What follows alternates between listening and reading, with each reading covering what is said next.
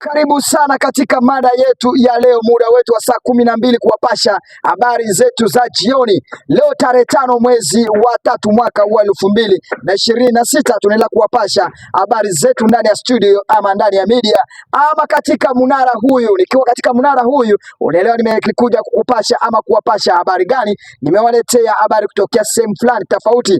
Mashabiki zangu mahali popote muko, endelea kufanya subscribe, like, comment ili kipindi chetu kikufikie mara kwa moja, kwa sababu nikija kufungua kurasa zangu ama nikuja kufungua peji zangu, habari kufikie mara kwa moja. Hii ni media Bukavu TV kutokea katika eneo ya hapa Walikale. Na kwa sasa nashukuru sana mashabiki zangu kila mahali popote muko, wale wako mainchi kigeni kule kwa wazungu, Amerika, Kanada, Ufaransa, Chicago, nyinyi wote nawatakia jioni njema. Kwa sasa najua huko mko usingizi mno huko, na sisi naona kama unaendelea kuamuka. Sisi hapa kwa Afrika ni masaa zetu ya saa 12 ya jioni. Kwa sasa naendelea kuwapasha habari kwa sasa nashukuru, nawaambia ndege za vita ndio hizo zinaanza kupita sasa. Hapa ndio hiyo ndege ya Kenya, ndege za kivita ndio hizo za serikali. Afande, asante sana, naona ndio hiyo. Nimewaambia hapa Walikale ndege hii imeenda tayari Mpeti. Hapa hii inaenda Pinga hii ndege. Hili ndege linaenda Pinga hili. Na kwa sasa niliwaambia kila mara katika eneo ya Walikale ndio sehemu ya kwanza ndege za kivita zinatembea mara kwa mara.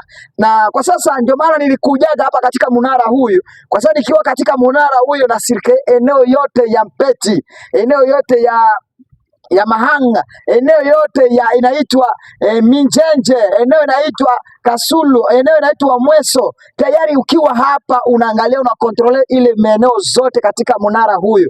Mpaka naangalia Masisi tayari, kwa sababu hapa naona mlima za Masisi ziko hapa, hivyo mahali kwenye Masasi na kuikilia ni hapo, unaangalia kwa mbali zaidi. Lakini ngoja niwalete sasa katika habari zetu. Ili ndege ilikuwa ikipita za kivita, ndege za kijeshi zinapita, zinatoka Mahanga zinaingia Pinga la zikizunguka, lakini hakuna bombe limelia kidogo. Kwa sasa wanajeshi wa M23 hao wanatulia tu Mpeti na hapo Minjenje. Wanajeshi wa FRDC wako saizi Mahanga na sehemu ya Pinga, hapo ndio wanatulia kwa sasa. Hakuna magomvi inaendelea huko Walikale.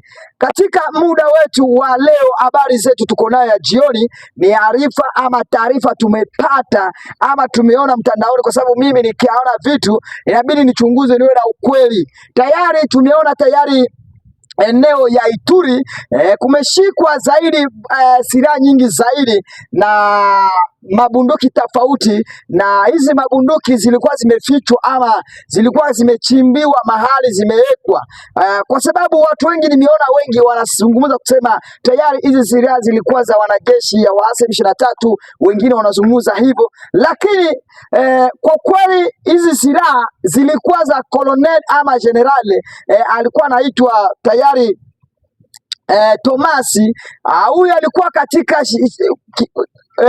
mwanajeshi wa Jamhuri ya Demokrasia ya Kongo FARDC, lakini aliondoka kwenye chama cha serikali akaenda fungua kikosi kinafanya pamoja na wanajeshi kutokea Jamhuri ya Rwanda ya Uganda, hao wanajeshi majambazi. Na hapo sasa unajua tayari hizo eneo za Ituri zilikuwa zinakontroliwa tayari na serikali ya Jamhuri ya Demokrasia ya Kongo, na huko nyuma umesikia vikosi vya waasi vinaendelea kuingia. Tayari wanajeshi hawa walijipata kuona walikuwa na silaha nyingi sana, kwa sababu alikuwa tema kiongozi wa chama cha serikali na kilikuwa kimeshomea kosi nyingi ya wanajeshi hapo, na akaona tayari hizi silaha zote kuzibeba itakuwa ni kazi ngumu zaidi. Wakazichukua wakaenda kwenye milima, kwenye mashamba, wakachimba. Watu wanafikiria ni madini wanachimba, kumbi hao wameigiza kwenye eneo ili kwa sababu kuna siku watarudilia ili wachukue silaha zao. Lakini kwa kweli leo tarehe hili ni ujumbe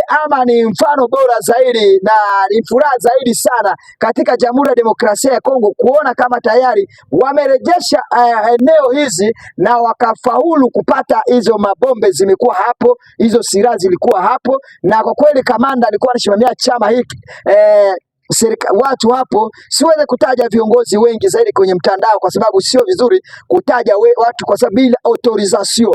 Na kwa sasa wamepata vifaa hivi, na kwa sasa tumeona kwenye mtandao vinatambaa zaidi kwenye mtandao, na kulikuwa aina zaidi za bunduki tofauti, na kwa sasa wote vimekuwa katika mikono ya serikali. Ni jambo la kushukuru zaidi Mwenyezi Mungu, kwa sababu hivi vifaa vingeangukia kwa mikono ya wakahaji. Kumbukeni kitu moja, hizi vifaa vingeanguka kwenye mikono vya wakahaji, raia ama population wanyichukua hizo vifaa waende kwa mistuni, waanze enda waibe watu ama waanze kuua watu kienyeji. Lakini vifaa kama hivi vinaingia katika mikono ya jamhuri ya wanajeshi wale wanaelewa mafaa ya silaha. Ni jambo la kumshukuru Mwenyezi Mungu. La jambo lingine tayari, kwa sababu kama vifaa hivi vimeonekana katika eneo ya Ituri, hivi vingikuwa katika mikono ya raia hivi, tayari wajambazi wangikuwa wengi katika eneo hizo za Ituri, na wakaja ama population ama katika eneo hili chama ingekuwa, kwa sababu hizo silaha ni nyingi zaidi. Na tatizo hawa watu hawangijua, kuna wale wangitokeleza ndani ya wazalendo, wale waende jiunga nao wapambane kwa sababu waanze kuibia watu. Na kwa sasa kumbuka, kwa sasa hizi kuna wazalendo wengi zaidi wameshajua silaha, wameshajua kutumia silaha vizuri, na utajipata tayari anapigia mwenzake anamwambia tayari tumeshakuwa na vifaa kuliko nyinyi, muko katika chama cha wazalendo hamuna silaha kama hizi, kuja tufungue chama chetu. Wanaenda wanafungua vyama hapa. Kufungua vyama, hizo vyama sio vya kupigania haki vya raia, sio vyama vitakuwa vyama vile vyenyewe vitakuja kufanya nini? Kugandamiza raia mahali popote yupo. Unielewe vizuri? Sasa katika media ya Bukavu TV, ukiwa pamoja na mimi unanisikiliza mara kwa moja, itakuwa ni muhimu zaidi kuwa pamoja. Tunakupea habari zetu kwenye usalama na kukupea habari za uhakika. Na tukiwapeleka katika eneo tayari ya Minembwe, mashambulizi ilianza tangu saa 7:15 kwenye milima ya mapambano huko Minembwe kuelekea katika inaitwa Kageregere kulikuwa mapambano, eneo ya Rugezi kulikuwa mapigano, eneo ya Kitombo kulikuwa mapigano, eneo ya Remera kulikuwa mapigano. Kwa leo ilikuwa katika mashambulizi nyingi zaidi, na kwa sasa tukiangalia tunawaleta kuwapeleka tayari kwenye Plaine de Ruzizi wanajeshi wa wazalendo wote. Leo hii muda wa saa 8:15 wakuwa wana celebrate ama wanasherekea. Mpaka saa hizi watu wengi wanajiuliza morale au wanajeshi wako nao wanatoa wapi? Na tulisikia wengi zaidi wakatuambia, wakatuelekeza, wakatuambia hizi morale tuko na ama tayari furaha wako nayo ni kwa sababu Jamhuri ya Demokrasia ya Kongo Felix Tshisekedi ameanza kuamua kuwalipa salary ama kuwalipa mshahara kama jinsi wanajeshi wa Jamhuri ya Demokrasia ya Kongo wanalipwa. Sasa hii ni furaha zaidi kwa wanajeshi ya wazalendo, kwa sababu wamemaliza miaka mingi zaidi katika uwanja wa mapambano, hawajai kupata hata sabuni katika Jamhuri ya Demokrasia ya Kongo, na wanasema sasa walipigania nchi bila mshahara yoyote, walipigania nchi bila hata faida yoyote, walipigania nchi ila hakuna nusu ama msaada yote l'argent de poche. Lakini kwa saizi wameshukuru kuona rais wa Jamhuri ya Demokrasia ya Kongo Felix Tshisekedi Tshilombo Kiboko tayari anaendelea kuwapea sapoti na kuwapea uwezo ya kipesa kidogo ya kusaidia familia zao wakiwa katika uwanja wa mapambano, na wanasema inabidi wapambane na vita mpaka damu lao la mwisho litolewe. Hakuna mtu. Na tukirejea katika eneo ya Uvira tayari hatua kiongozi William Yakutumba leo ametembelea hospitali za kadhaa hapo tayari Baraka na eneo zingine kuangalia wagonjwa wale waliopigwa masasi katika eneo ya uwanja mapambano wazalendo wote. Na kwa kweli William Yakutumba amefika katika centre de clinique hapa katika hospitali hapo, amesikia malalamishi zaidi ya wagonjwa wale waliopigwa mablesse, wale waliopata masasi katika uwanja mapambano, wengi walikuwa kitamani kumuona kwa sababu kumbukeni, katika chama cha wanajeshi wa wazalendo ama Yakutumba wako chama tofauti, kwa sababu Yakutumba ni wale wako tayari wanafanya kazi na serikali ya Jamhuri ya Demokrasia ya Kongo. Hao wanajulikana tayari kama FRDC. William Yakutumba anajulikana kama tayari kama FRDC, kwa sababu yeye hako tofauti tayari na wazalendo, kwa sababu ni yeye ndio porte parole ya wazalendo wote wa Jamhuri ya Demokrasia ya Kongo mahali popote yiko, na kama kunaweza kuwa msaada ama kitu kidogo wanajeshi wanapewa wazalendo ama chakula, itapitia kwa mikono ya William Yakutumba, na yeye anapeleka katika uwanja mapambano katika eneo ya wanajeshi ya wazalendo. Ndio maana walijiweka kitu kimoja, wazalendo wawe kitu kimoja, wawe na collaboration avec la William Yakutumba. Kwa sababu gani? Wakiwa na tatizo yeye inabidi wafikie, ama sio? Na hiyo nyewe tunaelewa. Ndio maana aliamua kutembelea hizo hospitali kuangalia wanajeshi wale wote waliopata na tatizo ya vita katika eneo ya uwanja hapo, eneo ya Fizi Baraka, huko Mikenge kuelekea Remera, Katogota kuelekea sehemu zingine kadhaa, na huko Plene Ruzizi, na huko Kamvimviri, mahali popote Sange Kamanyola kuelekea huko Luvunge kuelekea mahali popote ya wote katika eneo ya mapambano, alibidi atembelee wale wenyewe aliona. Na tayari kwa sasa taarifa tuko nayo tayari kwa sasa, viongozi vya chama vya waasi vinaendelea kufanya mafunzo wanajeshi kwa wengi zaidi, na katika taarifa tuko nayo Kisangani kwa sasa wanajeshi wameingia kwa wingi kwa muda wa saa 10:15 wanakuja katika centre de formation avec wazungu wale wa Faransa walikuja kuwafunza vita ziko hapo, vita za Jamhuri ya Demokrasia ya Kongo. Hii ni media Bukavu TV, ukiwa pamoja na sisi tunaendelea kuwapasha habari inaendelea kupitikana katika Jamhuri ya Demokrasia ya Kongo. Na kwa sasa tumeshukuru zaidi kuwa pamoja, mashabiki zangu mnaendelea kuwa pamoja na mimi, mnaendelea kunisupport na mnaendelea kufanya subscribe, like, comment.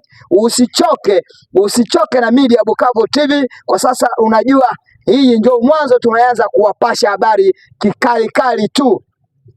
Na watu wangu nawapenda zaidi, muendelee kufanya subscribe, like, comment.